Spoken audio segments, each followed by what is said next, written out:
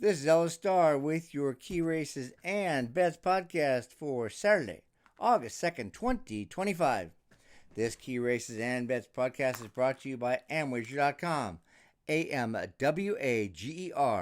Amwager.com is a great legal, U.S.-based horse racing wagering website. Amwager.com has some great betting tools and benefits. Is legal for residents of most states in the U.S. and covers most tracks in North America as well as many around the world. Check it out, Amwager.com. You can also get the written version of this podcast, the Key Races and Bets blog, free at Amwager.com. Click on How to Bet and Ella Star's blog. While you're there, if you're not signed up, sign up. It's easy to play at Amwager. We're going to start with one of three excellent races in a row at Saratoga on Saturday, August 2nd. This is race 9, the Saratoga Derby, with a 4:28 Eastern post time. The top win contender is Hot as Hell. The possible upset candidate is Final Gambit, and for exactas, Julie Test Score and World Beater. Hot as Hell has been facing some of the best 3-year-olds in Europe, including Henry Matisse, who won the Breeders' Cup Juvenile Turf last year and has been spot on this year as well. After finishing second to Henri Matisse last August, Hot as Hell won a Group 2 stakes in September, then a Group 1 stakes in October, beating a future Group 1 winner in Delacroix. After being rested 7 months, Hot as Hell returned to finish third in the Group 1 English 2000 Guineas, then finished 5th behind Delacroix in the Group 1 Coral Eclipse, worth $1.3 million. No horse in this field has those credentials and has been facing that level of competition. And this colt, who ended his 2024 campaign with a 113 echo-based speed figure effort, has grown up even more as a 3-year-old with a 115 figure in May and a 119 figure in his most recent race, which towers over the rest of this field. As the highest among any, the next highest among any is 108 by Test Score in the Belmont Derby last month. Shane Foley, the only rider Hot as Hell is known for 8 starts, 4 of them wins, comes over from Europe for the mount. It may be very difficult to be Hot as Hell if he repeats any of his last 3 races. Final Gambit is interesting, opens at decent odds of 6-1. He's bred to adore the grass, only ran on once prior to the Belmont Derby, where he finished 5th, 2 lengths behind Test Score. He won the Jeff Ruby Stakes in March on all weather, but as most horses who run well and who are bred for turf and all weather didn't run well on dirt, finishing 4th in the Derby and 4th in the Mat Win. Back on the grass and well regarded at 5-2 in the Belmont Derby, Final Gambit didn't have much kick, but he adds blinkers for this race and put 2 very portentous workouts on the Saratoga turf training track, both showing he could run back to a smashing Jeff Ruby effort where he rallied from last of 12, still 11th, with a quarter mile to run and blew by the field. Flavian Pat rides for Brad Cox, and that's significant, as is the blinker change per race lens. When Cox adds blinkers for a turf route, he gets a big change out of his horses with 3 wins and 2 seconds from 7 races the last 3 years. Except for Capitol Hill, Tistastic, and New Century, who appear a couple of cuts below the rest of the field have a chance to run well. I wouldn't argue with anyone who wanted to use them exact tickets, but only in 2nd or 3rd. In the Saratoga Derby, race 9, Saratoga, 4:28 Eastern, August 2nd. Hot as Hell is the top win contender and can be bet as a low odds overlay at 3-2 or more. Final Gambit can be bet at 4-1 or more and might offer some value as well, especially if Hot as Hell doesn't fire. For the exactas, the first one's going to be Hot as Hell over Julie, Final Gambit, Test Score, and World Beater. This may be a good bet, particularly if Hot as Hell is below 3-2 and not a good win bet. We can make a profit on this bet instead of betting him to win.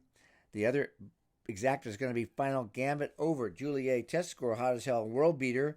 I would play the first exacta with Hot as Hell on top for twice as many units as the second, for example, $4 compared to $2, because we want to win it twice if Hot as Hell wins, because it's going to pay less because he's the favorite.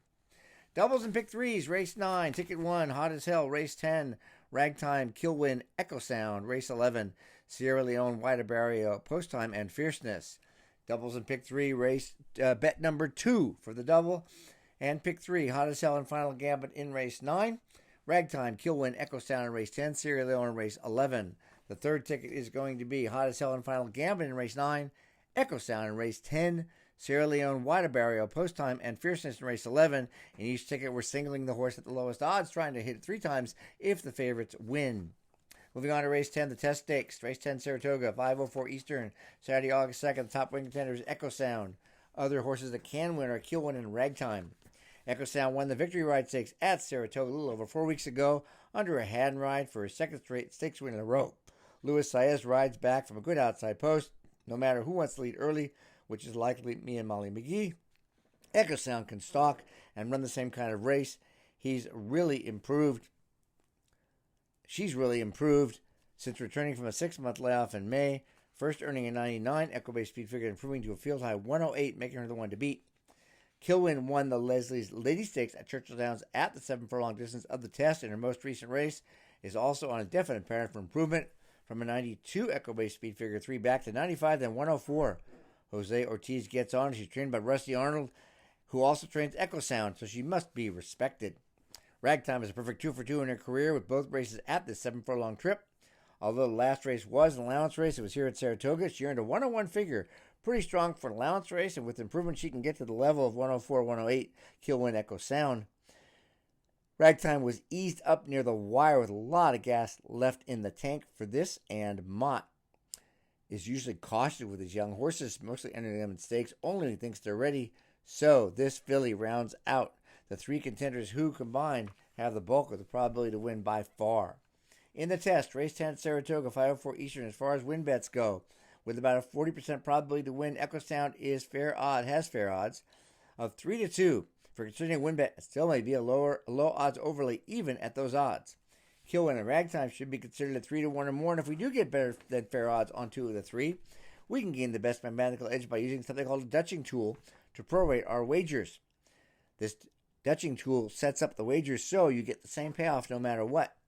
So if you get a lower odds horse like Echo Sound and a higher odds horse like Kilwin or Ragtime, you get a nice profit either way. All the math is done for you, and there's a free Dutching tool at amwager.com where all you have to do is select the total you want to bet, then select 2 horses, and all the work is done. And that's just one of many great tools and benefits for the horse racing fan at Amwager. For the exactas, box Echo Sound, Kilwin, and Ragtime, and then play another exacta of Echo Sound over Kilwin and Ragtime. And this may be a good bet if Echo Sound is the prohibitive betting favorite, maybe too low to bet for a win bet, and we can make a better profit on this exacta instead of betting her to win. In the doubles from race 10 to 11, race 10, Ragtime, Kilwin, Echo Sound, race 11, Sierra Leone, Wide Barrier, Post Time, and Fierceness, and then 2 more doubles, keying on the logical horses to beat. In race 10, Echo Sound, in race 11, Sierra Leone, Wide Barrier, Post Time, and Fierceness. And the third ticket is going to be Ragtime, Kilwin, and Echo Sound in race 10, Sierra Leone in race 11. Moving on to race 11, the big one, the Whitney Stakes. 5:41 Eastern on Saturday, August 2nd. Race 11, the top wing contender is Sierra Leone. Other wing contenders are Wide Barrier, Post Time, and Fierceness. For some exact tickets in second, we can use Skippy Long Stocking. Before getting into contender analysis, there are 2 very interesting things jumping off the page when looking at this year's Whitney. The first regards Contrary Thinking, trained by Chad Brand, who also saddles Sierra Leone, owned by Peter Brandt, also a part owner of Sierra Leone.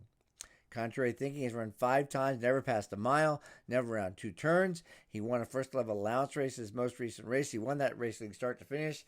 Considering Sierra Leone runs best when the pace is fast and no horse of early speed gets an easy lead, I must conclude Contrary Thinking is entered to ensure an honest pace for Sierra Leone to capitalize on. The very other note is Mindframe, who won the Churchill Downs Stakes in May and Stephen Foster in June, has jockey Jose Gomez named a ride, so it got me to check on what Pletcher has said about this horse, because Gomez has never ridden Mindframe previously, and Pletcher stated it is likely Mindframes we're going to run in the Jockey Club Gold Cup at the end of August will only run if something unforeseen happens to Fierceness, in which case it's logical to assume John Velasquez will ride Mindframe, so I'm not going to use Mindframe as a contender because he's likely to scratch if Fletcher keeps his word.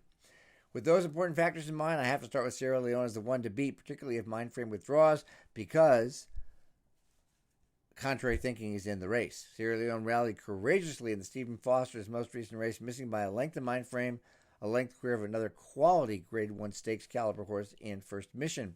That was Sierra Leone's first race following 3 months off, and yet he improved to career best 117 Echo-based speed figure despite coming up a length short.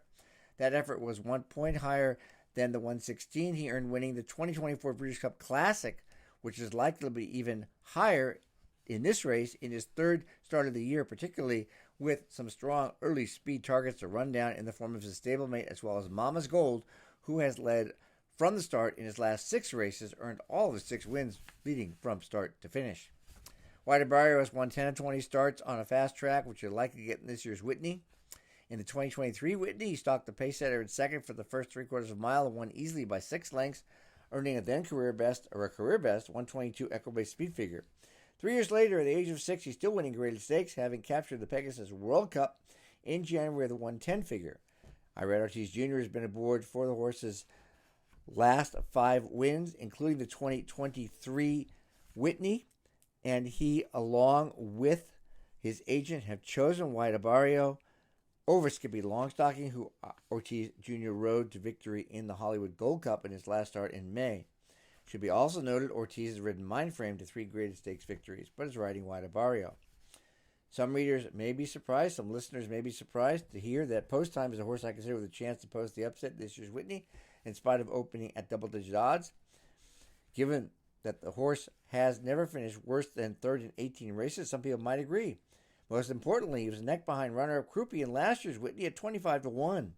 Post Time earned a 116 figure in that effort, then proved he belongs in top company, went second of 13 in last fall's Breeders' Cup Dirt Mile, again with a strong figure of 115. Fierceness is shown to be an accomplished athlete, 5 straight first and second finishes in graded stakes. He began that streak a little over a year ago winning the Jim Dandy against 3-year-olds only at Saratoga, a length in front of Sierra Leone before winning the Travers with a 111 figure and beating eventual Horse of the Year Torpedo Anna by a neck. Sierra Leone turned the tables on Fierceness when winning the Breeders' Cup Classic by a length and a half in November. Fierceness held his form with a 114 figure. Making his 4-year-old debut in May after 6 months off, Fierceness won the Ali Sheba Stakes with a new career best 117 figure in May. Shortening up to a mile for the Met Mile last month, Fierceness could not pass wire-to-wire winner Raging Torrent. Stretching back out to a mile and an eighth where he's undefeated in 2 starts, he could be competitive. And then I've got to mention Skippy Longstocking, who shows up nearly every time he runs. He's finished in the top 3 in 9 of his last 12, including winning the Hollywood Gold Cup with a 109 figure at the end of May. Ortiz Jr. was in the saddle for that race, replaced by Jose Ortiz for the Whitney, with Jose having ridden Skippy Longstocking to victory in the Charlestown Classic last August, as well as winning the Oaklawn Handicap last April, which earned Skippy Longstocking a 116 figure competitive with the top contenders in this field. The only question mark surrounding the fact his last 4 tries in Grade 1 stakes, Skippy Longstocking has finished 3rd, 5th, 6th, and 3rd. In the Whitney, race 11 at Saratoga, 5:41 Eastern, Saturday, August 2nd, as far as win bets go. With about a 40% probability to win, Sierra Leone has fair odds, minimum odds of 3-2 for considering a win bet, and still may be a low odds overlay at those odds. White Barrio could be considered at 3-1 or more, and Post Time, who opens up at more than 10-1, can be considered at 5-1 or more. This is another race to use Dutching tool at Amwager to prorate our win bets if we're betting on 2 or more horses. For the exactas, and we're avoiding the lowest exacta of Sierra Leone over Fierceness. Exacta 1 is going to be Sierra Leone over White Barrio, Post Time, and Skippy Longstocking, and this is an exacta we'll play for 2 units, like $4, compared to 2 for the rest of the exactas. Exacta 2 is exacta box of Sierra Leone, White Barrio, and Post Time. Exacta 3 is going to be White Barrio and Post Time over Fierceness and Skippy Longstocking. And Exacta 4 is going to be Fierceness over White Barrio, Post Time, and Skippy Longstocking. This way we're trying to maximize our profit. I know I've given out a lot of bets on this Key Races and Bets blog, so if you want it in writing, just go to amwager.com and get the Key Races and Bets blog. It's free, available at amwager.com, no login required. Click on How to Bet, LSR's blog. But while you're there, if you're not a member, sign up. You'll be happy you did. I'll be betting there all weekend. I hope you will as well. Thanks so much for listening. Talk to you next week.